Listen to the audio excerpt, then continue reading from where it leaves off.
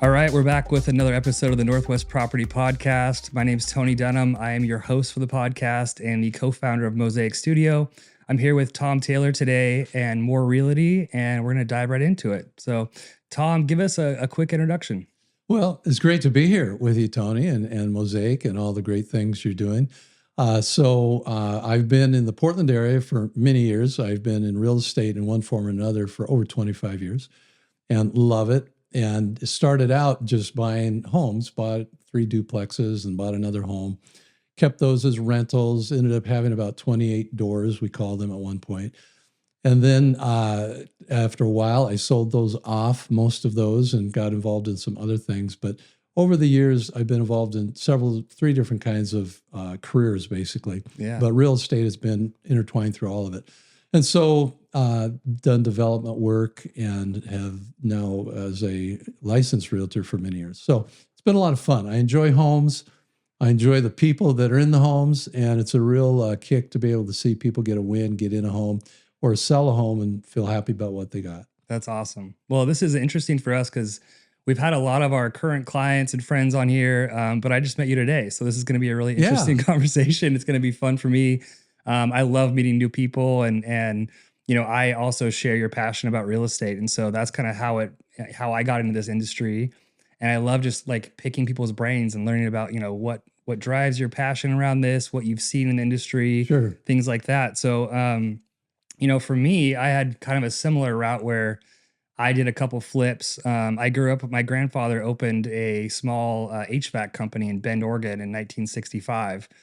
And he built that out of his garage. But in the meantime, he was doing flips and stuff. And I was always right next to him. I was a shadow running around on the construction sites. And so I kind of like had this passion for it ingrained in me. And then as I bought my first house and flipped that one later and flipped another one, I think back to all these times when I was just a little kid out there, you know, with my grandfather and learning all the things about real estate and all, you know, it's cool when you kind of learn something you're passionate about in one way, shape, or form, and then you turn it into a career, you know, and it sounds like kind of that's what you've been doing. Yeah. And you had a great benefit because you saw homes that were probably in rough shape get turned into jewels, or at least turned into a higher level than they were. And so that education you had has got to help you a lot in this field. Yeah.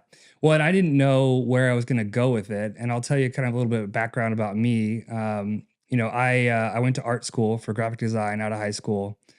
And then when I got out, you know, with technology advancing so quickly in that space, it was really hard to find a job because everything had advanced so much in the time that I was in college, and I didn't know what I was going to do. And so I said, well, I guess I'll take a summer job, you know, at Nordstrom selling shoes. No sales experience, nothing at all. And I really fell in love with that. I loved working with people and the product knowledge and just like everything about the environment. If you're a good salesperson and you care about the end result and the longevity and the legacy of what you're doing more than just the transactions, it really is rewarding. It's fun. Yeah, you're right. And so I ended up, you know, it was a summer job turned into a full-time job, I was the department manager, turned into the district manager. And then I went to AT&T for that, or 5 years later, did that for another 5 years. So 10 years in retail sales. And then I went into a totally different realm of sales in corporate events. And so I was doing executive level global conferences. I used to run the conferences and fly out all over the country and get on stage and, you know, help support the sponsorships for them. And then I went into executive level sales for that type of a business as well. Did that for about 8 years. And then about a year and a half ago, I got completely burnt out. I had one child, I had another one on the way. My father-in-law passed away, and I just said, this is not worth it. You know, my life is worth more than this. My kids, my family, my everything. I can't live in the same space. And so I just totally reinvented myself again. And I went into the real estate media business. I knew I wanted to do something with real estate. I wanted to own my own company and be creative. And so I started just journaling and writing things down and saying, how do these all connect, you know? And one day I picked up a camera and I had done a bunch of travel photography, but nothing in real estate. And I just said, screw it, I'm going all in. And so I went all in on that. And then about 8 months later, I met Alex and Seth, started talking to them about video because I was really trying to get into the video space, but it took a long time. Like the 10,000 hours is just monotonous and it's just detail after detail. And Alex and Seth are incredibly talented in that space. And so, talking to them and talking about my vision and what I wanted for a company, we all aligned right out of the gate. And then we merged these companies and never looking back. Oh, that's awesome. Yeah. Great story. Yeah. So it's been a lot of fun. And we've just been growing so fast. Now I'm learning new things, right? What's my bare minimum I need to be successful and still put out a quality product? And we've hired some people now, and now it's just a snowball effect. And we're just learning these little steps as we go. So it's been a lot of fun. But okay, so you're with More Realty. Are you in the Portland area? Or are you in Vancouver area? I'm both. I'm in Southwest Washington and Northwest Oregon. So I do things from the coast. I was just up in St. Helens and Scappoose yesterday.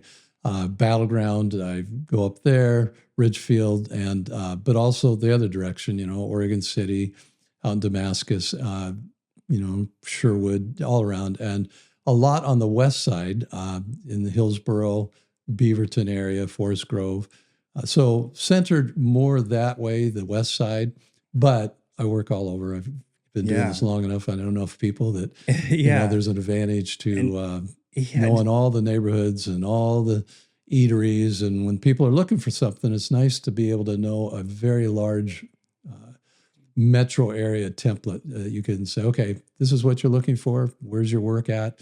Let's try and find something that fits for you. Yeah. And so did you get dually licensed right out of the gate, or did you start? No, I did right off the gate. Yeah. Okay, and because also I've owned properties, still do in Vancouver. Yeah. So Washington, and that's part of my world. Yeah. So it sounds like you got a pretty big network and you can cover a lot of ground. That's awesome. We work with a lot of agents that are on the fence about that. Like they have, they're in one state and they want to do both, but I think people are a little hesitant. What's been your path with that? I mean, you find that it fulfills both, Yeah, there's no problems. You just have to know the laws and the paperwork. Right. And they're very different in the paperwork up in Washington. It's very different processes. Yeah. The laws are similar. Both states have got a lot of good consumer protection laws. And so that's a good thing. Mm-hmm. And so because of that, the contracts are written well for both sides, all parties. So, but it's really, the difference between the two is not that great. It's just whether you know the area or not. Right. And I happen to know it as well as the metro area real well. So yeah, it's kind of interesting how that comes down to certain state level regulation. I know that in Washington they have a buyer's agreement that you have to put in place now, right. And I don't know if that's the same in Oregon, but it's maybe a little different or something. Similar. That's interesting because of all the changes that have happened recently. Washington started their buyer's agreement the first of this year, but the Oregon will have one the first of next year. Got it. And so, and we're all now encouraged to create those. And so they've always been around, but typically when you work with a buyer, you wouldn't sign them up, so much. When you work with a listing, you need to sign them up because there's just so much more going on legally and so much more commitment of your time too. So we always signed up the listing paperwork, but now we're doing it for both sides. It's been available, but just not used. Yeah. Yeah, that's interesting. I think it's always interesting just like learning state by state laws and regulations on certain, industries and things of that nature. And obviously it gets into politics at a higher level. But so question for you, you've been in this industry in some way, shape, or form for, 20 something years. What has, there's always going to be an adaptability factor. There's always going to be changes that whether they benefit you or not so much. Right. And what has created like your wherewithal to continue to do it and your stamina and passion around that? Because, you get 2008, right? That hits pretty hard. You got, in a new age in 2024, we've got a lot of different factors that came into play with interest rates going way down and people thinking that's the norm. And then they went way up. And then now we're kind of steadying out a little bit. But what's kind of created that wherewithal for you in your mind and how you operate? Right. Well, I wasn't a realtor in 2007-8. I was a property owner and a developer. Yeah. And I got hit real hard because I had two developments that were going. We'd had a very successful one that did well. But those two tanked. And so Fortunately, I didn't owe anybody any money, and my investors and I came out better because of the one that did so well. But we lost better than what we had been, but we really basically lost and went down to zero on our investment pool. Yeah. So having been through all of that, and also having been in construction, I started out when I first moved here and doing concrete work, and then did roofing, and then knew a lot of people in the trades, and we'd trade work back and forth. So I, like maybe your grandpa, I'm able to understand all the components that goes into a home. So when you have an industry that you really enjoy, you understand there's ups and downs in everything, and you get involved in it. And when you find the challenges, such as we've had recently, then you roll with it, because hopefully you're prepared for that. And if you're in a situation where you're just starting out as a realtor, this would be a tough time to do it. But if you've been in it a while, you've prepared for the future, and you have a clientele built up. So it hasn't been like the crisis has been really hard. It was very, very hard to lose the amount of money I lost in 2007 and 8. Yeah. But that didn't turn me off to real estate. It just made me realize I had a once in a lifetime event that happened, and we move forward. Yeah. So I think anytime you enjoy your career, you're probably going to stay with it. Yeah. Yeah, and I think it takes a certain personality too. I mean, it's one thing to, work for a corporation. Some people can clock in and do whatever they do every day. They don't think about it. They go home and, Right. this is not one of those scenarios. It's something that you're passionate about. It is as much as you put in as much is what you get out of it, right? Yeah. And I feel that a lot with, owning a small business as well. What things have you done over the years to find a balance in life? I mean, because it's hard to turn it off, right? You're kind of Yeah. always on. You're always on call. What kind of things have you implemented over the years? Yeah, and fortunately, I'm wired in such a way where I don't mind getting calls at night or getting calls early in the morning. Yeah. Those are usually messages left until I Yeah. really get up and go through my morning routine and then answer those. But I guess I'm wired in such a way that the flexibility is fine for me. Yeah. And the advantage too is there's flexibility both ways, so that I have people that I work with that are team members. And if I am gone on vacation, they can cover it. But the other thing is, oftentimes when I'm on vacation, I'm distance working, I'm remotely Yeah. working. Yeah. And so there's a blessing and a curse in that.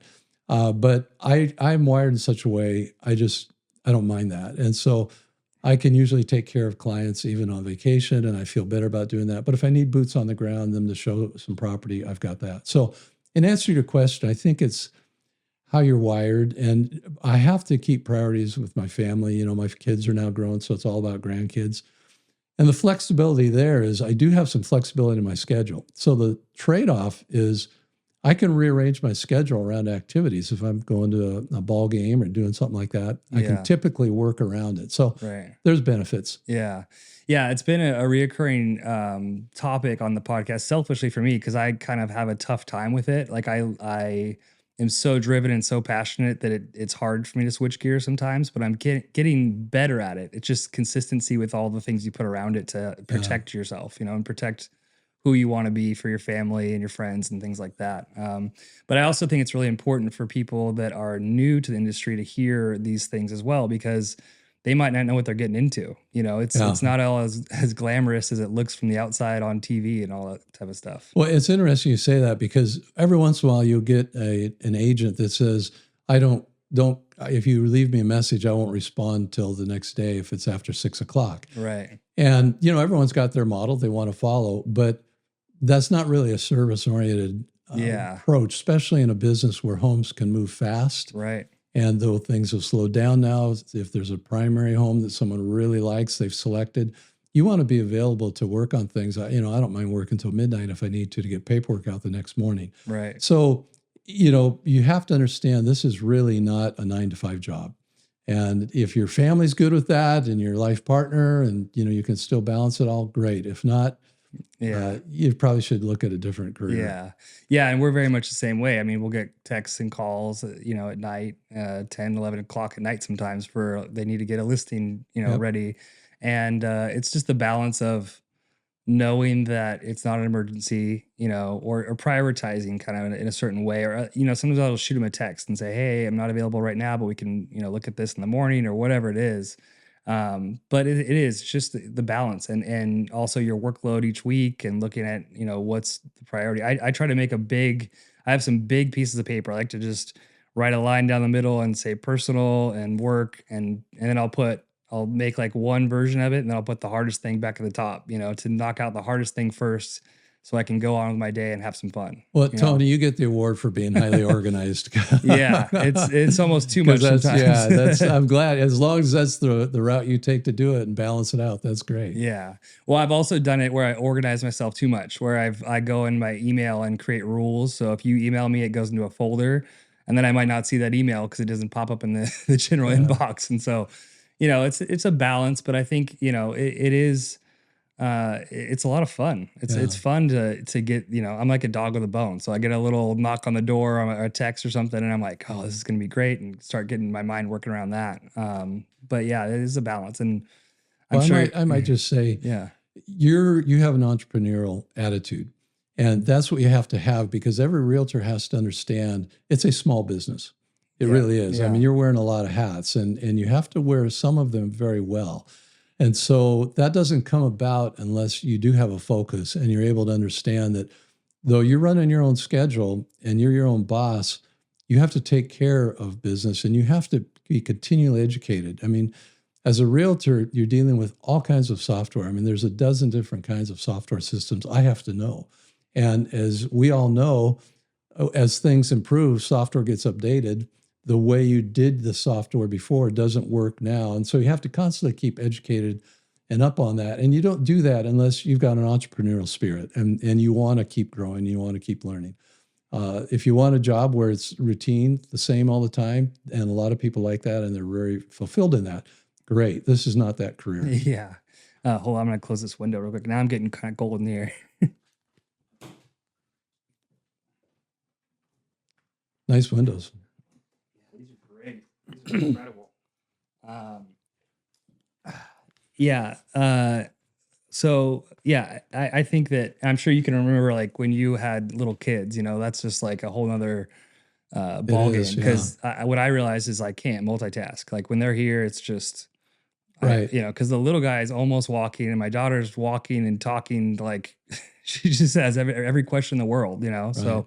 Well, you bring up a point. You have your office in your home. Yeah. And most realtors are doing that now. And I've always been one that tended to go into the office more because I just like that routine. But I do work for my home office as well. And so a lot of people now are working from home, and you hear the kids in the background. And the thing that's okay with that now is we got used to this from COVID, from calling it very professional companies. And because people couldn't work together, you'd hear the dog barking or the kids. And I think it brought kind of a nice thing for realtors that are working from home, that if they do get interrupted, people understand, oh, they're working from home. Yeah. Yeah, I think the best for me is some kind of a hybrid situation, because once COVID hit, I was basically fully remote from that point on in my previous career, and it seems really great at first, and then it gets a little lonely, and then you get this weird feeling, and then for me, I am such a productivity person. So it's really hard. I have to like lock myself in here. Otherwise I'll go get some coffee and then be doing the dishes and then, and eat snacks and gain 10 pounds. Exactly. Yeah. So I got a stand-up desk, a little balance board. I would, set timers for myself just because I know the way my brain works. Like I have to have structure. Humans like structure. It's just creating your own structure that makes sense for you. Mm-hmm. And for me, it's more, I get distracted by shiny things and, all that. So I have to kind of put a timer on for half an hour, work really hard for that, and then take a step outside, come back half an hour, bite-sized chunks. But you bring up the whole thing about real estate as a career and the style of it. And I think what a lot of people don't know is that most realtors are part-time. Yeah. And most realtors only have their license for 3 to 5 years. Right. So what you have is you have a ton of people that are experimenting with real estate and it doesn't work. What that means for the consumer, though, is they have a lot of people that really are not very experienced. Mm-hmm. When you're dealing with contracts of hundreds of thousands of dollars, that can become problematic. Yeah. Because now we've got people, and I see it in my industry, where they're not familiar with filling out the forms the correct way.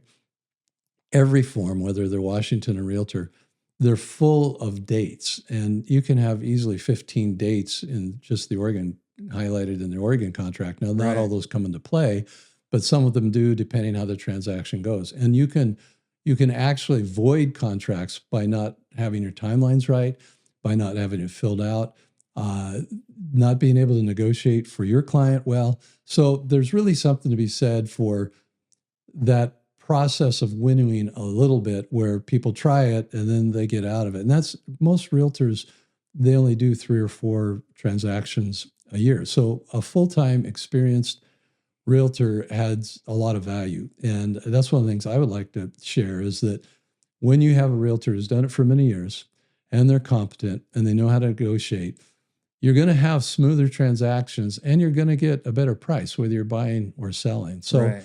that's a case to be made for people that have longevity. Yeah.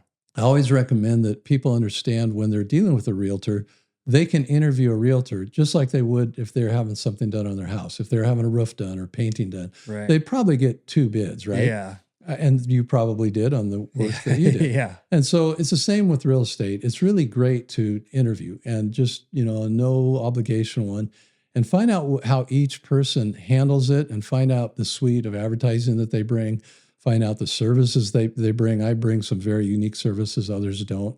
And so to be able to know those and have that feel, okay, who's the most professional here? That's my recommendation in choosing. And of course, nobody gets chosen all the time by everyone, but when people see your professionalism, it gives them an assurance that they're in good hands. Yeah. Well, and you have a lot of unique experience to bring to the table. I mean, you've done both sides of all of it, right? I mean, you've done the concrete work, Yeah.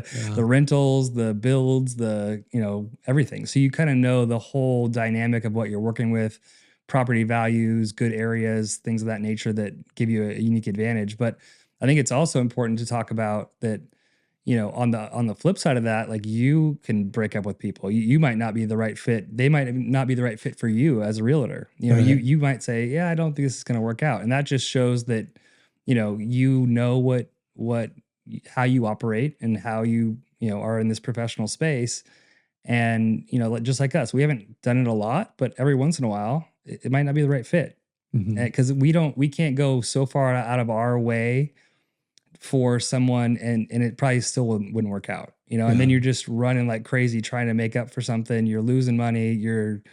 It's just not a good fit. Right. So there's a lot of unique aspects that I try on my side to do a lot of consulting with the clients. It doesn't always happen because Mhm. of the way our industry and position has been kind of, shown over the years. People show up like, I just noticed that when I came into this, there was a lot of green space for someone like me that knows how to talk to people, knows how to provide good service and explain things really well and cater to multiple learning styles and all those kind of attributes that bring customer service to the forefront. Mhm. Versus it's been kind of, from my own perspective, people will treat you like you're the help, like, hey, photos on Friday at 10 or whatever. I'm like, I'm sorry, who's this? And it's Yeah. like, I want to have a conversation about like, what kind of story are you trying to tell?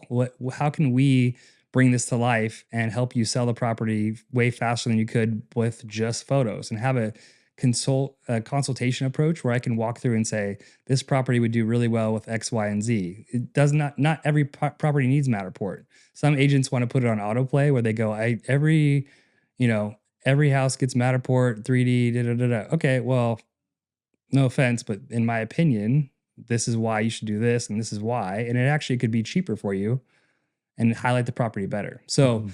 redefining the space is something I think about a lot. Like I want to be a person that connects people. I don't want to just be the photographer. Yeah. I want to create an ecosystem where I can connect you with a potential agent that has a buyer or a seller. Or if, I was out at a property one time and I've learned my lesson because I get too helpful sometimes. One of the agents was like, we really need to get all this moss off the roof. And I go, well, if you can't find anybody, I'll come back and do it, And so I want to be that guy. Like whatever you need, I'm your partner. I'm not a transactional person. I'm a very, partner driven, focused person where we create something unique that changes the whole perspective of what we offer, Yeah. and I think, you do that in a long ways too. Well, It's I that. love your service orientation. That carries a long ways. And I love the consultation because really, that's one of the things we're paid for is our knowledge and the fact you can bring it to the table and say, let me bring some more information. Yeah. And the wealth of information someone has, that's really what people want. They want someone who's competent, who knows and understands. And, we do services for free. I mean, like you, I've been under, crawl spaces and done things. Try not to do that too much. I have contractors, but if we have an emergency, that's the opportunity you have when you know about construction a little bit. So don't do that real frequently. But Yeah. but the beautiful thing I appreciate what you say is people, they may not know what they need to know. And so for you to have that basis is really helpful. I've been taking around a couple, it's their first home. And they're a little bit all over the screen of what they want. Do they want land, but they can't maybe quite afford it. So maybe Right. they go further out. Do they want to live in a home? They don't know about loans. So the ability when they ask you a question, and I'm sure they're doing that for you, to say, okay, here's this information that really helps you. That's really why we get paid. Yeah. If otherwise we're just order takers. Otherwise we're just putting stuff in our MLS. And unfortunately, there's a lot of people you mentioned in your industry and in my industry. They'll take a listing, put it in our MLS, and that's it. And it's interesting how when you look at, pardon me, when you look at the listings in RMLS, there's places in there where you put down the room sizes and what floor they're on and all this information. Right. And it's amazing to me that people are paid to do that and they can't even fill out the RMLS. Right. And it's like, really? Yeah. You can't even take the time to put in room sizes and stuff and you're being paid for this. So, yeah, good on you here. Fist bump, There man. you go. I like how you're offering your service. Yeah, I mean, I think about it as, when I partner with someone, I am trying to help them showcase the home as quick and as efficiently as possible so they can, sell that home and we can do another one. We can do another one. If you just tell me you want photos and I say, okay, then I'm not doing my job and you might not be doing your job because you might want an expert on your team that knows more about where I specialize and how I can cater to multiple learning styles. I think about the end user in mind, where if I've got a couple sitting at home and the guy says, well, I just care about the square footage and how the room sizes are. Well, there's a floor plan for that. And the wife goes, wow, these are really pretty photos and look at this video and all these things. And then she's emotionally connected on that. And then I'm kind of serving both ends there. So I'm painting this picture. So when they show up, they walk in with you and they go, yep, it's pretty much exactly what I thought it would be. This is awesome. Let's move forward. Let me ask you a question. You mentioned floor plans. Yeah. How often do your clients use floor plans? Well, fairly often. I mean, when I first started my own business, I would try to just throw it in for free. I would put it in, I'd roll it into my pricing because it doesn't cost us that much. There's a lot of different technologies I can show you that are really simple and easy. I understand. But I think a lot of potential buyers do want to see that. And I think it is a cool attribute that we've added to the media packages that really helps paint that full picture. Because I think in the past, there was a moment where people were taking these really blown out photos where they're down to like 14 millimeters and the fridge, you can tell because the door and the fridge look like humongous, right? And that might not catch someone's eye, but they go there and they see this small house, right? So it does help kind of paint a more realistic picture. And I think that is what we're all looking for is to have the end user on their phone be able to access a visual perspective of the space and understand it completely. And so I'm a big fan of floor plans, honestly. I mean, whether you do a 2D one or a 3D one, now we have these 3D ones that look like little, figure houses, and they have renderings of the floors and all that kind of stuff. So I would say probably about 60% of our clients get a floor plan. That's high because now, of course, with the 3D walkthroughs and the Matterport and that floor plan, that's changed it. Yeah. That's only been around last about 4 years. Yeah. Before that, I would say 1 out of 50 had floor plans. And the challenge with that is people look at the pictures and they're trying to figure, okay, how's the layout? Do you go into this, that? Right. So I've always done floor plans because first of all, it helps sell for the person who's listing their home because it makes it what we call sticky. When people want to stay in photos or stay in the website and look at that, that's called sticky. Yeah. And they stay when they see a floor plan. People don't pass up floor plans. And I think it's a great help for everyone. So I'm glad to hear that you encourage that as well. That's a great tool. Yeah, I mean, naturally, as someone that, as a business owner and someone that obviously I don't do this for free, right? So I do top down sell. I look at media packages first because it is a better outcome. I don't want to have to go back and do something because they thought Right. about it later. So I try to top down sell so that I can surround the end user with a full perspective, and naturally that's going to help sell quicker, which moves us on to the next Hmm. house for, so I'm like, your best buddy in your back pocket trying to help you out to get as much out of this as possible. Yeah. So, catering to a larger audience. And we also look at every attribute of that. So when we had we merged our companies in October. So I had a really slow season from, November, December, just getting things, our website, all those type of things. But we were all on the same platform. So I merged all three of those platforms together and then broke down all the analytics of all three businesses. So I looked at what media we offered and how quickly the home sold, which was a tedious process, but that helped me understand the buyer profile a lot more of if I supply this for any, the average home, let's say 1,000 to 3,000 square feet. If I supply you with this type of package, you will sell quicker. And it's just data that, Right. it's undeniable. And And so, that's yeah. that's because you're taking them through the home visually and emotionally. Hmm. One thing, can I mention a little bit about one thing I Yeah. provide for that you would appreciate, and I Yeah. think others as well. Part of what I do is I offer free services that are different than others. One of the big ones is I have an interior designer that I pay for free. I pay for her consulting fee. It's a couple $100s. She's really good.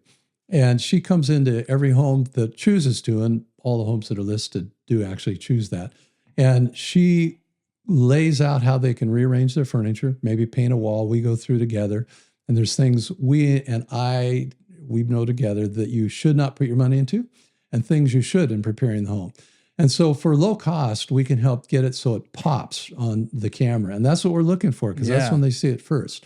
So it's amazing the difference an interior designer can make. I also have all kinds of accessories and furnitures that is used for free. I provide that for free that they can do to dress up the home and prepare it. So when you take the pictures and people walk through, it's prepared. In fact, if people have vacant homes, then I go ahead and I use my furniture to do that, which is a significant price for me to store that and keep that and to pay her to put it in.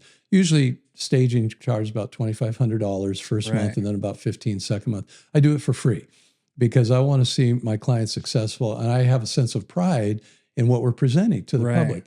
So I tee it up that way and I find that doing that really helps a lot. When you go into a home that just has a certain feel, an interior designer's been involved, it is really a wonderful upgrade, just Yeah. emotionally and feel wise. And people buy in part by feel. Right. The other thing is, I feel it's real important to take the mystery out of the condition of the home. So I pay for the home inspection, the sewer line inspection, and the radon. So all told, I'm about $1,500 in this whole thing with the photography and the interior designer and all of this that comes right on my commission. I know no other realtor that does that, but I do it because I really want the win for my clients. And when we put on the market beautiful photography and we put on a beautiful home, and then we say, by the way, this has been vetted. We know what the problems are with this home because we have a home inspection you can look at. It just takes that mystery out. And oftentimes when you get in a transaction, Tony, a buyer is going to have their home inspection. And then there becomes this conflict sometimes because the seller feels like the buyer is kind of being picky because the buyer's Hmm. got 55 pages with photos of everything that's wrong from the home Yeah. inspection. Right. And so the buyers sometimes get scared and think, I thought this was a great home. And actually, it is a great home. But, the home inspectors bring up absolutely everything, that doorknob in the back closet's loose, Right. and that actually things like the shelf in the laundry room is tilted. And I had one of my inspectors put down the bumper on the toilet seat is off. I mean, that's not what a home inspection is for, but it freaks people out because all of a sudden Right. here's all these challenges. Yeah. And so by getting that out right up front, letting homeowners know this is what's going to come up, you can take care of these things or not. It's to your advantage if you can take care of a lot of these small things so we can say they're addressed. But if you know you need a new roof and you didn't know it or you didn't know there's mold in the attic, you're not going to go into that and there's going to be some kind of conflict. You're already aware of that so we can work through it at the time. Hmm.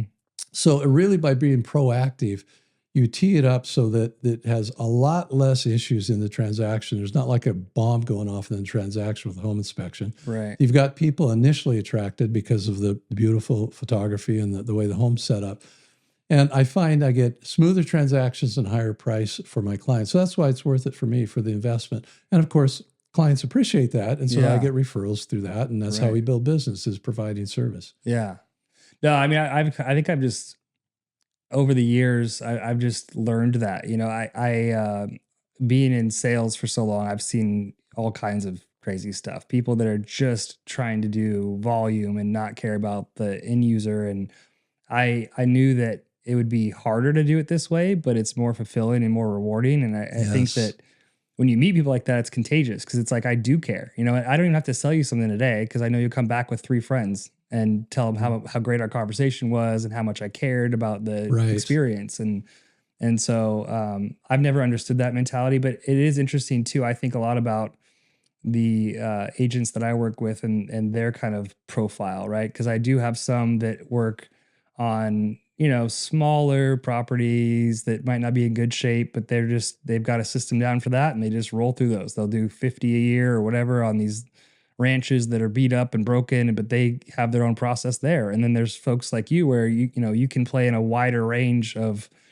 property profiles, if you will, and do your due diligence to make everyone shine. Every single one looks Yes. like it's got this, touch to it. I And want everybody to know, if they looked at 10 photos, they would know which one is ours because we do certain little things. We have a certain signature photo on each one where the door is cracked open and you get this kind oh, of entry cute. feel or Yeah. things like that. Like, I want them to know that Creative. we're taking these little details. I'm going to throw in some architectural shots wherever I can that are punched in. They're not the 3 walls, but they're going to highlight the sink or some feature that draws that emotional Right. experience. And then we do our videos like that too. I know that the average, and it's probably going lower as we're talking, but the average attention span is about 47 seconds, which is actually higher than I thought it would be. But based on that data, I can choose to edit our videos to capture someone before they fall off, right? Now, you look at fall off rates on YouTube and all these different platforms. I want to, be really intentional about how we design the editing for these videos so that I'm capturing, and you're going to get the longest watch rate, the biggest emotional connection, the most sales for the agent I'm working with. Like, all these things come into this perfectly designed thing, right? It's Yes. And not, it's all those yeah. pieces you're putting together on the Yeah. I'm puzzle not that are using great. it. I mean, I've gone through trainings and things. I'm take a little piece here, take a little piece there, but it's our own little ecosystem and The habitat. mosaic, which is Yeah, why you call it Mosaic exactly. Studios. Good for you. That's how I looked at it. I said, we all bring different attributes and different experiences. These guys can shoot videos 12 times better than I can, but I can go out and do all the presentations and be the face of the business in a certain way that they don't have that experience. And so, Sure. how do we all bring that together to create something that, now you have a team? Just little things make the big differences Yeah. too. As they add up. Yeah, because I try to go on site as much as I can, or at least have 2 people on site. And it might be a little ranch, it might be a luxury home, whatever. But you know how hard it is to take photos and videos while you're talking to someone and doing both of those things? It's pretty damn hard because Yeah. you're not, you can't focus on one thing. But that customer experience matters so much. So I'll come on site and just chat with you while Alex is taking photos hmm and say, hey, how long you been here? How long you been in this area? This is a beautiful house. This is, talk to the sellers, talk to the agents, and they walk away and we all walk away with a better experience. Yeah, that is unusual to have 2 people on site. Yeah, it's overkill sometimes, but Yeah, I like whatever. that. Yeah. I mean, it's, if we can do it, we will. Yeah. Um, One thing too you mentioned, you referenced, is that you treat kind of everyone the same. yeah. And I think that's key. I was in a home, it was a condo in Gresham for $260,000 range yesterday. Last week, we closed, my clients closed on a $3.7 million home. And so the Golden Gloves treatment gets all the way around, whether it's a 260,000 or whether it's a 3.7 million, everyone's going to get the same service, the same commitment. And that really builds a reward internally for you as well as for your clients, because it's not about the dollar figure at the bottom of the day. It's the fulfillment and joy you get in seeing other people become successful. Yeah. And I hear that in your spirit and the way you're talking. It's been a really cool couple years for me because I feel like I finally get to be myself every day, no matter where I am. I don't have to go, put on a suit and be this guy for this person and then go home and be myself. I can just be myself through and through. And that's like, that's life, that's, if you can do that in life, Yeah. that's huge. Yeah. I'm glad you found Um, your spot, your happy place here. yeah. I mean, my wife has been a high school teacher for 14 years now. She went to college for that. She loves what she does. And I've always been kind of jealous of that because I've been, if you're a sales guy, you can do whatever, you can sell anything, but I've been hopping around pretending and that stresses me out, honestly. Like the further away you get from something you enjoy and you're passionate about, the more you have to pretend, the more stressed out you get. 'Cause it's stressful pretending all the time. I'm not an actor, I can't do that. And I'm a very transparent person, so I have to live in the space where I can be myself through and through. Not that there's not, there's still challenges with that. For me, the biggest thing is changing what I'm doing, coming home and turning off work and going on with the kids and then, trying to put that completely away and not have it in the background. That's because your personality, I can tell, is very segmented, very organized. Yeah. Yeah. Well, and I'm like a hammer. I mean, I wake up looking for nails every day. I get like super competitive and I put goals and things on myself that are a little crazy sometimes, but it's because I've lived in this world, before kids, I could do whatever I wanted and I would get a ton done, Yeah. But let me ask you, Yeah. you got someone working for you, and we're all working for our clients.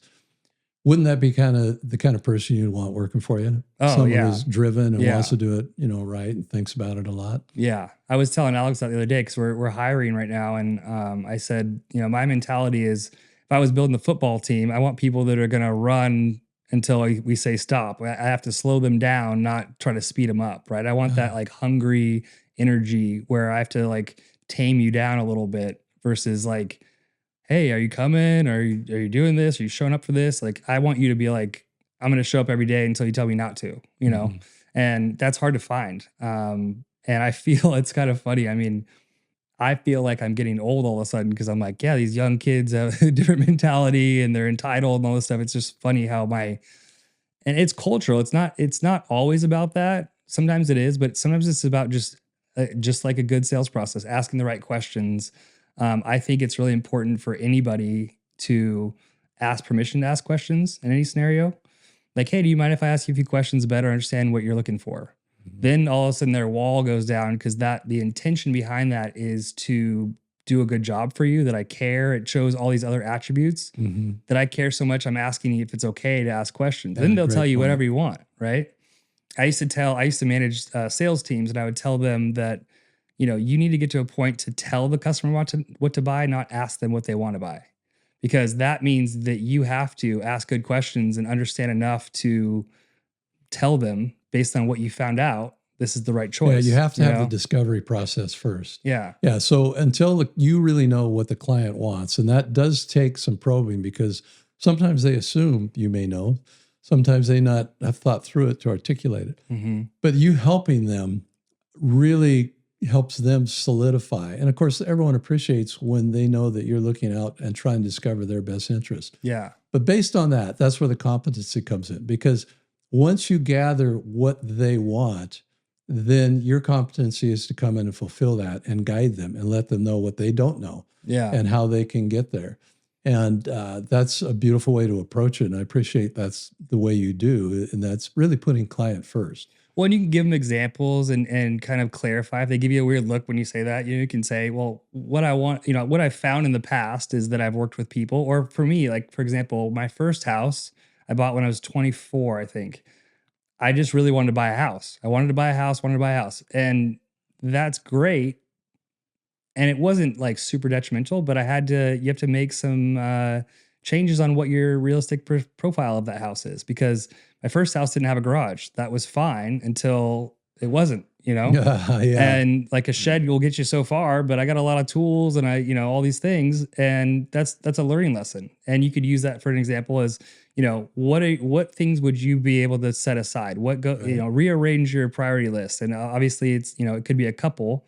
They've got totally different ideas of what a perfect home looks like. And Right. so just teasing those things out, telling them why you're asking those questions, have them, I'm sure you have a lot of scenarios where you go and you have a first sit down with coffee or whatever, and then they go home and then they come back 3 days later and they've rearranged their entire priority list.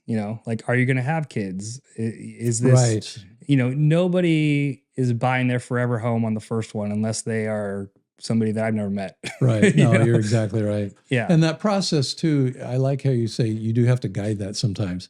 So from my end, it's how far do you want to be from work? Have you thought much about that? Oftentimes there's two different work positions people are driving to. Yeah. Have you considered, what kind of restaurants do you like? A lot of times they do have the schools in mind, but sometimes they want to move to a new area. Pardon me.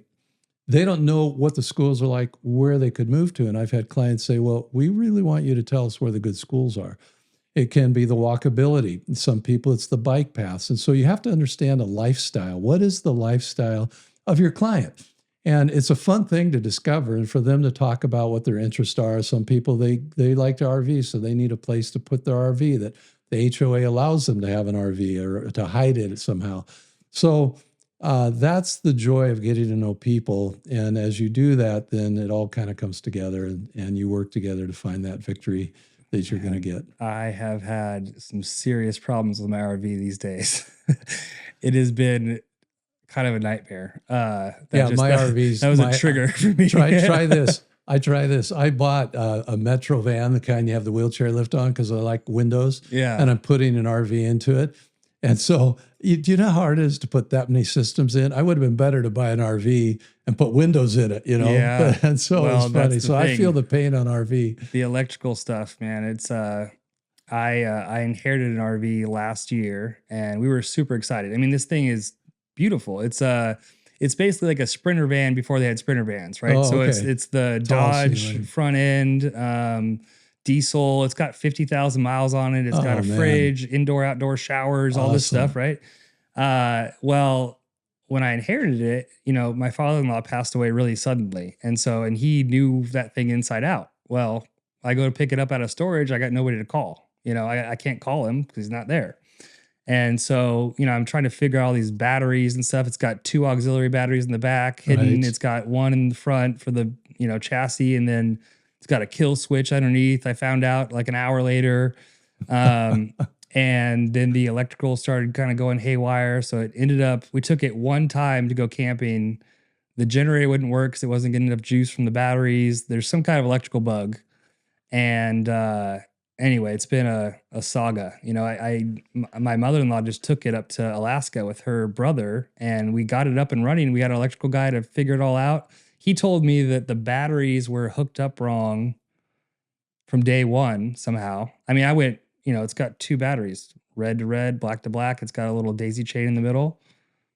What else would you do? Apparently you crisscross them or something. I don't know. So they take it up to Alaska. Everything's going great. It's supposed to be like a 3-week trip.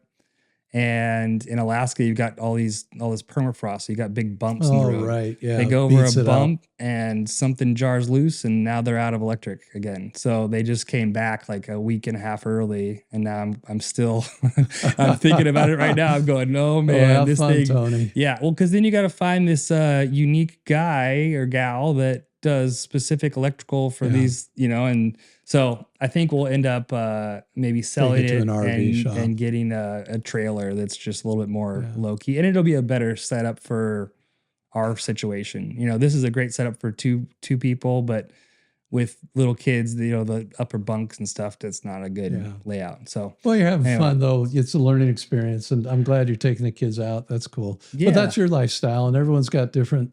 Or you're wanting that to develop into that. It sounds like outdoorsy is part of what you do. I love camping and being outdoors. I think it's so good for kids. Yeah. It's a battle with the TV. Once you open up that gate, it's hard to turn it off. Yeah, and the so, tablets, Yeah, we were joking. My daughter's like she's in like TV rehab right now. She's been like 20 days with no TV. Oh, good. Which is huge, But then you got coloring, right. We went berry picking the other day. We made some jam, strawberry jam at home, cooking, stuff like that. So, okay, so let's take a little break. We have a little commercial, and then we'll jump back into it. Okay. This podcast is brought to you by Mosaic Studio. Mosaic Studio is a full-service media production agency covering all your real estate needs and helping you sell homes faster. Visit mosaicstudio.us for more details or to schedule a consultation. All right, we're back for the second half of the podcast. And before we go any further, I keep forgetting to do this because I start talking and then we just go in 10 different directions. But I want to give a shout out to Joseph Schreiber. He's been doing an incredible job with our podcast. He does all the audio engineering and producing of this, and it's just been awesome to work with him. So anybody out there that's looking for a podcast partner or someone that can put together high quality stuff, he's your guy. Also, thank you to my wife for shuffling the kids around all summer as I'm in and out of the house and all those type of things. And then my team at Mosaic Studio has just been incredible to work with. So got to get that out of the way before I forget. Yeah. Well, I don't know your wife, but I know Joseph. Yeah. And he is quality through and through. And he's a fun guy. If you want fun sense of humor and also very bright and quality, he's your guy. Yeah. He's a man of many talents. Yep. It's been fun. We did a podcast about 8-9 years ago, and that's my first exposure to it. And then as I was building this business, I wanted to figure out different ways to reach out to our clients and highlight people and learn. And I hit him up and he was like, I'm your guy right away. So, cool. But on the break, we were talking about this a little bit, and I think this is so important. So I don't know how this necessarily, relates to you, but it could be a great tool for somebody getting into real estate as well. When I started my company, I knew as much as I knew from the outside. And I wanted to learn from the end user, the buyer, the person that's going to be working with. And so I reached out to anybody I knew in real estate, families, friends, whoever. And I said, can we just grab coffee? I want to learn about your experiences with other photographers and media folks and learn what's been good, what's been bad, so I can build my entire business around that. And I think that's such an important thing. It was never about, getting their business. It was about learning. And honestly, 9 times out of 10, it turned into business, but with the intentionality behind it. And if you're coming from that point of view of, I want to be the best, I want to figure out what's been good, what's been bad, I can build everything around that. And that's just like, that's immeasurable, knowledge. That is just gold. That tells you everything you need to know, So I think that's really important. And I think that there is a way for new realtors to do that as well. You talk to your family and friends. Most people, might have a house or bought a house or sold a house. What's been their experiences? What didn't go well? Take those notes and build your kind of idea of what you want to be for that client, and thinking about the things that you were talking about. What are these other free services? What is the free value that I can offer that sets me apart to show the intention behind how I work with people and what I focus on and what my end result is, Right. Yeah. Yeah. And then the quality that you bring you get paid for that as well, because, nobody works for free. Yeah. But it's the same price that people get paid throughout this industry. Usually most people get paid the same type of commission.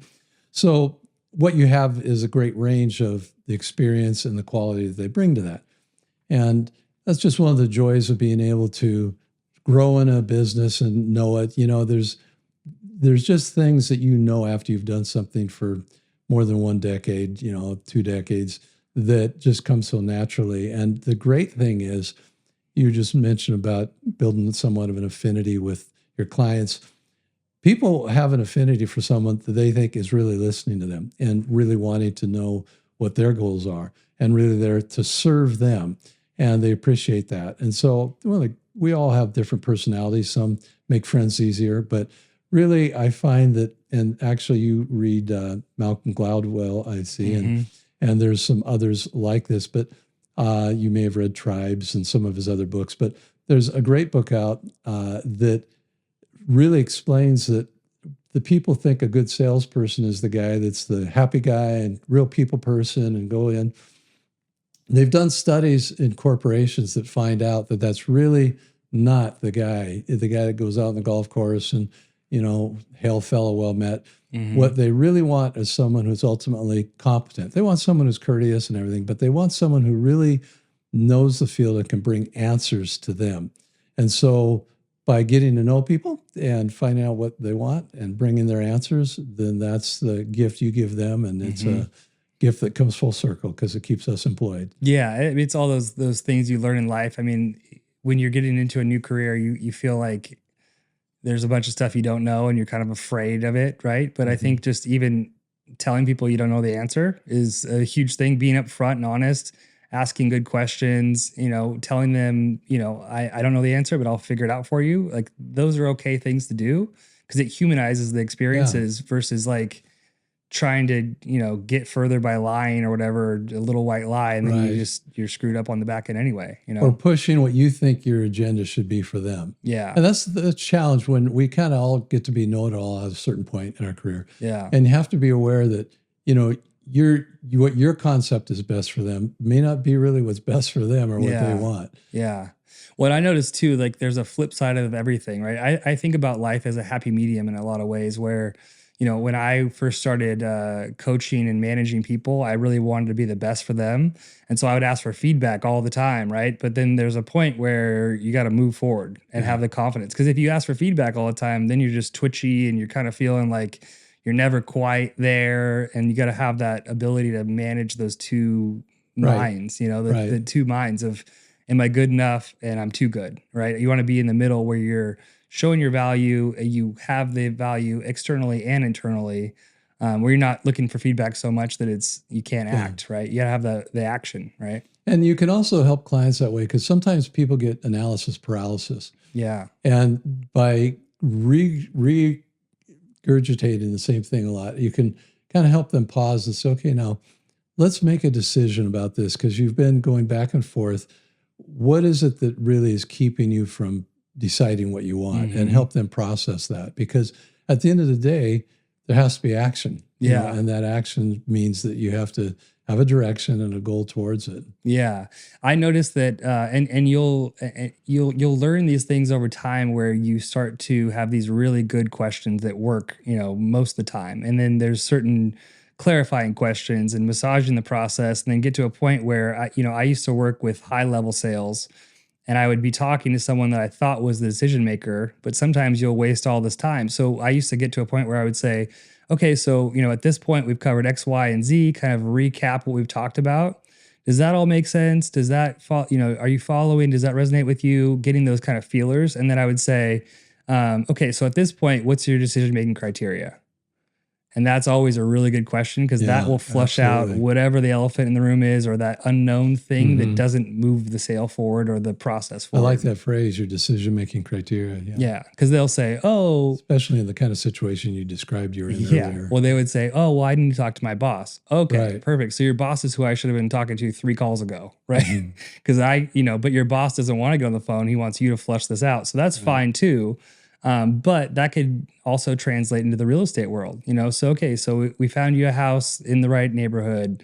It's got a garage. It's got 3 bedrooms. It's got all these things.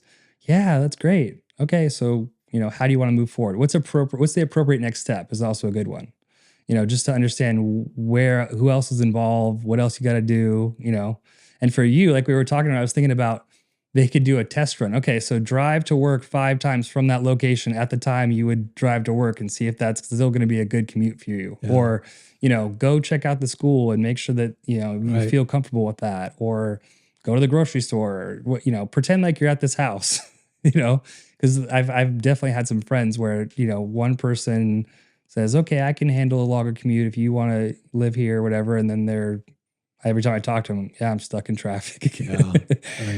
So vetting those things, having that intentionality behind it, I think it just clarifies everything for everybody and you're all on the same page.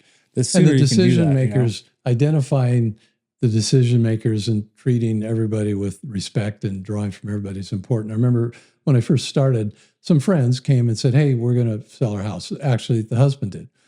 And so we went over, we talked, his wife was on board with it, he said, and so I know them, so I'm thinking, well, she is. And so we would do a walk through the house. I said, and I had an interior designer come over because that's what, I do. And I was getting ready to have a home inspector. And then the wife was there and she goes, well, my neighbor across the street's an interior designer. And we kind of like it this way while my interior designer is there. And so, had I known that, I wouldn't have, I would have just let the neighbor come over. She's doing it for free. And then found out, well, I'm not really ready to move yet because, our son's going to have a baby. And so I realized, Tom, you just talked to one person. You weren't really focusing on everybody involved in decision-making. And that's really crucial. I'm sure that happens fairly often, Well, it doesn't for me Yeah. anymore. I mean, Yeah. I Once realize you okay, learn, there's yeah. yeah, and sometimes people, whether husband or wife, or not even married, just partners, oftentimes one is quieter than the others,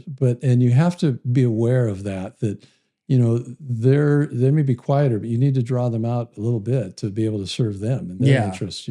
Yeah. Well, and that's like what we talked about too is, do you mind if I ask you a few questions just to better understand kind of what you're looking for, and then kind of focus on the more quiet person to Right. flesh those things out? Because you'll find out a lot more, Mhm. and then you can kind of, change Right. your mode of operation at that point. I might mention too, one of the great things that happens in real estate is you network. Yeah. And so, for instance, you've bought homes before, and your grandpa, you said you were tagging around at him when he was Yeah. doing it. He had a network of great contractors. Oh yeah. And so every realtor should have a fully developed in their repertoire of contractors, more than one in each field, because sometimes people get busy, that they can refer to. And that includes everything from the lenders that they have. We as realtors choose the photographer. But for the other services, whether it's inspections, I always give you 2 referrals for that. When you get into the areas of fixing windows, just had one recently. They need windows put in. Other ones need siding. I have crews for that. Crews for who's going to go in and work under the crawl space, the plumbing, electrical, all of that. So those things add value because you can trust the people, but also most of us select people for being fairly reasonable in price. Not that they're the bargain basement, Yeah. Craigslist, Right. but they can do a good job and be reasonable and fair about it. Yeah. So that's a quality that you can bring to the table, is a whole wealth of resources that people can use for the rest of their days in that home or whatever other home that they're going to be in. Yeah. Yeah. We've actually focused on that too. And as we revamp our website on the next kind of iteration, I actually want to, showcase some of our preferred vendors, because we've created so many connections in just, this space of, we do some videos for a guy that does bathroom remodels, right? So he's a go-to person. Yeah. If I'm on site and they can't get a hold of someone, they need somebody, here's the guy. Yeah. And so I think it's kind of cool to like re-energize the space and showcase that we are partners and we have our own little ecosystem of people too. But yeah, vetting those partners. And, a lot of times you can get, if you look at, obviously the quality and all the things you expect first, but then, if you say, okay, well, if we do quantity, can we get a price break here? If I do, X amount of jobs, can you, work on this with me? And a lot of times they will, because they see the value. And we do that with our partners. When we become a preferred vendor, I'll say, okay, well, we're going to do volume with you. So we'll just take 15% off the top or whatever it is, And so just kind of navigating the space, figuring out like what's best for your business, what's best for the client. At the end of the day, it's always, the client experience, but how can I maneuver this in a way that makes sense for everybody involved? Mm-hmm. So, okay, well, we've talked a lot about, real estate, life, all these things, and kind of how you operate, but what do you do? What do you do in your free time? What do you like to do? There's a few things I like to do. I'm a real family guy. And so I have, once a month activities with my grandkids that are in the area. I see them more frequently than that. But I got kids. I've got a granddaughter in Philadelphia. I've got 2 twin 3-year-old granddaughters in Omaha, Nebraska. And I've got wow. a 10-month-old, 1-year-old now almost in Orange County. So I fly around a lot, but I'm the guy that builds the tree houses and does all that and takes some camping. And that's a lot of fun.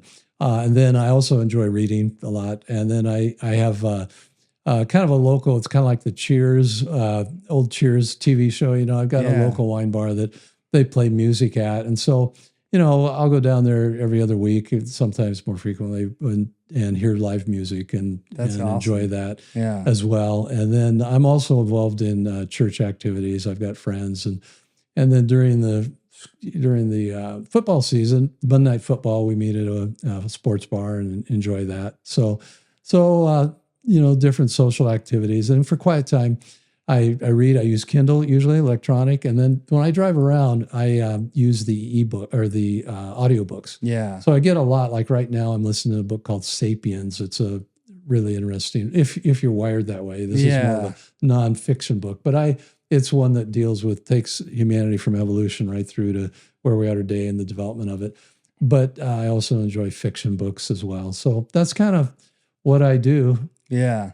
Right on. Yeah. I mean, there's, I feel like that too. I'm always involved in all kinds of stuff. I'm a very much like a yes person. I feel like everything could be a cool experience, so I try to do all sorts of stuff. Yeah. And then on the business side, I do a lot of networking events and things because I think those are really important. And getting involved with local chapters of things, just so you have exposure to a larger audience. Like we're a member at the Home Builders Association, and not everything is direct value to business, but I think it's really important to be a good steward of the business by understanding everything about it I can, right? I want to learn from people like you and hear your experiences so I can glean some knowledge and have some insight and have some good conversation pieces, right? When I'm on site. And then, those networking opportunities coming from the events space, I saw the value of it. And so I knew that, getting in front of different people and honestly, I think for us, it's hard to break through certain boundaries that are just there. People it's hard for people to break up with their current photographer, even if they're not happy. Right. And I might not have the opportunity to do a presentation everywhere. I would love to go to anywhere and tell them who we are, what we do. And half those presentations are about nothing prices or at all. It's all about who we are, what we stand for, what our brand name is, why we care about everything that we do. But I can't always get in there. So if I can get into a networking opportunity somewhere, that's a great opportunity for me to learn from other people and showcase who we are. Yeah. I think those things are important. Circling back to your question about what other things I enjoy, I'd add to it this is I really enjoy working with certain nonprofits. In fact, I just did an event. I was the main sponsor of it. My neighbors have a winery. And so they gave me half price to rent the winery. And it was for abuse recovery ministry services. Local ministry, actually counseling session, counseling type support group, small group that has been around 27 years, but they've helped over 40,000 women. That's a lot of women to help that have been in some kind of domestic violence. Yeah. So we did an event raising funds for them, had food carts there and enjoyed that.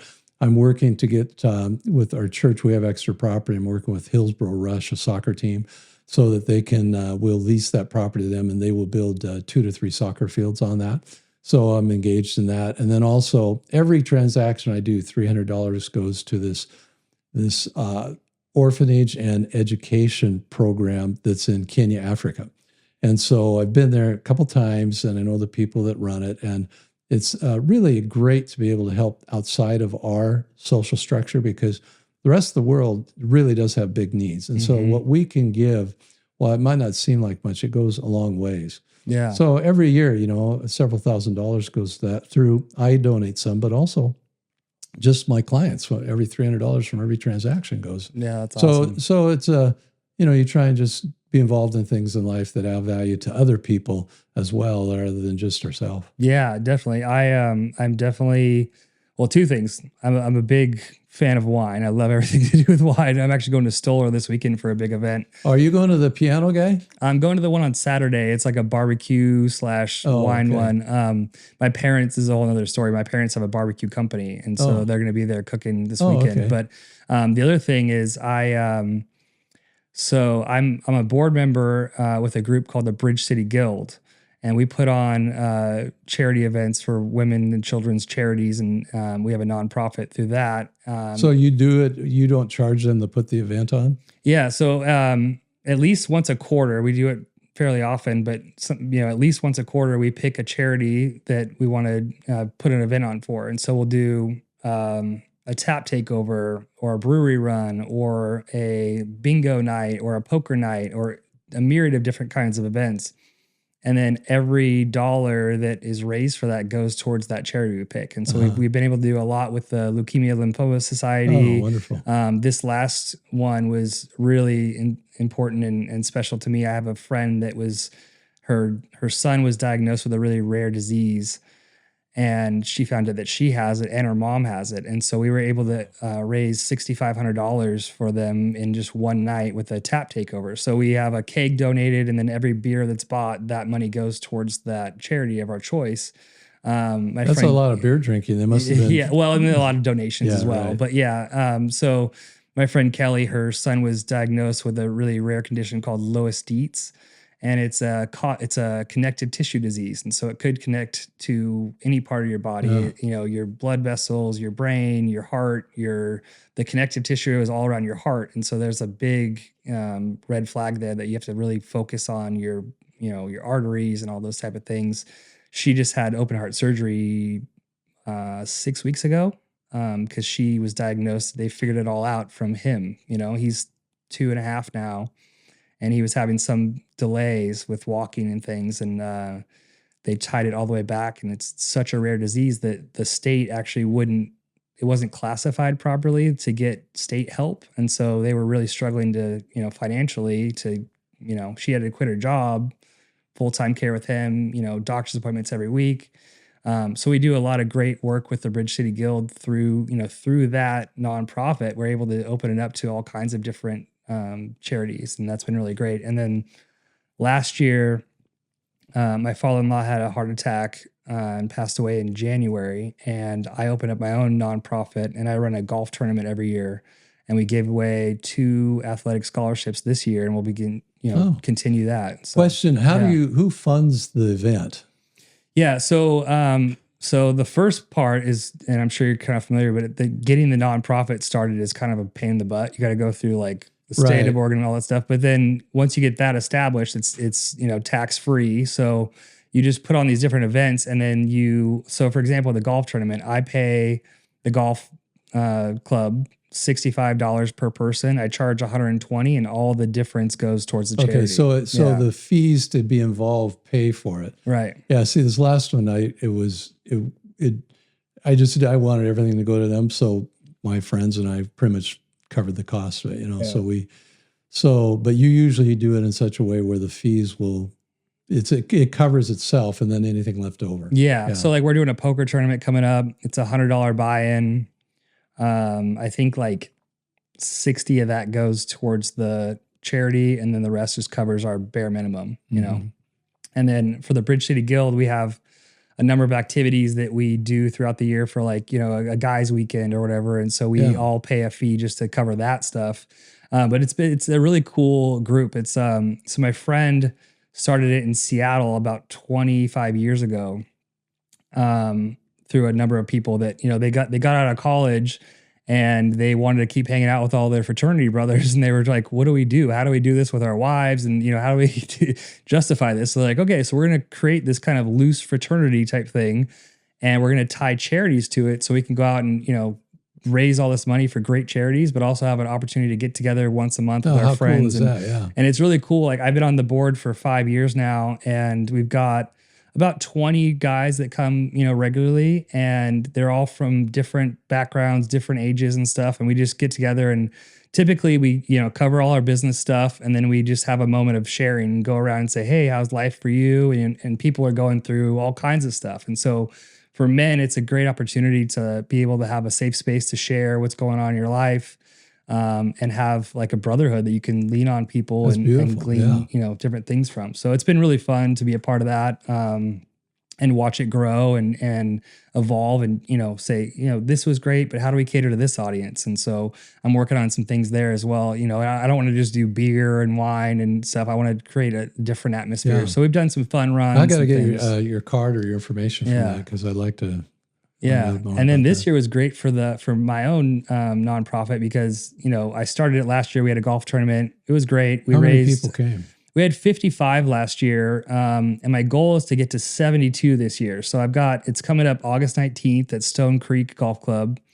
And I've got about 30 people signed up. So I'm trying to get that, where I want it to be for 72 golfers. And then there's sponsorships available, and then donations as well. So this year we gave out 2 athletic scholarships at Lake Ridge High School for $4,500 each from the money we raised last year. Great. And my father-in-law was, really dedicated to mentorship and sports. And he was the athletic director at Lake Ridge for a long time. He played college football. I got his Cal Poly Mustangs thing right there. And a football guy for life. And, I wanted to give it to a kid that embodies those same attributes of, taking care of all of your academics, but also being a great leader on the sports field and being involved with athletics as well. That's great. Yeah, it's a great Fun tribute to times. him. Yeah. So that's called Cool. the Iron Mike Colson Fund. Iron Mike. Yeah, he had an Iron Mike license plate. That was his nickname because he was tough as nails, man. What did he play? What position? He played quarterback in college, and then he coached the football team and was athletic director. Yeah, so Cool. great guy. So yeah, so we share a lot in those fields. But anything else you want to cover today? No, I think we've covered it all. Cool. We're both in the service industry, and it's good to see someone who really enjoys providing quality when they do that. Yeah. And so impressive. you cover everything. So anybody that's listening to this, and we don't have a ton of listeners, but it's you cover everything from, all over Oregon to Southwest Washington. Yeah, not all over Oregon. I go down to Salem, from basically Salem and to the coast and up, and then through Multnomah, through basically. I don't get up into the Mount Hood area, really. That's a whole nother market. But then Southwest Washington and up to St. Helens, and yeah. Yeah, it's been interesting. Like we've taken on a lot more jobs in Salem, and Salem seems like it's something's going on out there because there's been a lot of action going on with properties. Yeah, well, part of it is because it's affordable, so people are willing to drive. Yeah, and the whole thing has changed too because of the distance and the remote work. When you can work remotely, then you can live a lot more where it's affordable. That's true. Yeah, I didn't think about that. Yeah, I was always just like, what is going on? Because I didn't go out to Salem that much, and then all of a sudden we've been going out there a lot, Right. and then also in the Vancouver, surrounding area, there's a lot going on over there too. Yeah. We did we shot some beautiful properties for the Toll Brothers properties out there that are awesome. Mm-hmm. So, and the Camas. So you're Camas working area. for Toll Brothers there, huh? With one of the agents that was selling it. Oh, We're okay, not completely integrated yet, but we do a lot for some of the builders. We do Riverside Homes. We do a lot of their stuff out in the Cedar Canyon area, in Hillsboro. Network's always growing. One other thing I might mention is a huge component of my work is the lending. And so lending, you need to understand what people's needs are and what they're looking for, and then have lenders that meet those needs, because no lender does it all. There's a couple that do quite a bit, but there's no lender that does it all. And everyone's got their area that they shine in. And so being able to give referrals for lenders that fit the needs of the client is really a valuable service. And I've got some great lenders that I work with that I've got a whole cadre of them that I can plug and play as needed, for whatever the need may be. That's a great point, because I remember, buying, each house that I bought, it's still just, you're like, what is all of this? They're like, you want to do a VA, you want to do a FHA, you want to do a 30. You're like, just tell me what I don't know what to do. Right. I've already had to pick the house and justify all this. And now I've got it sounds like I'm like in a law class or something. Yeah. So that's a great point. Okay. Well, thank you so much for coming out today. And we'll we'll talk to you soon. Thanks. Great.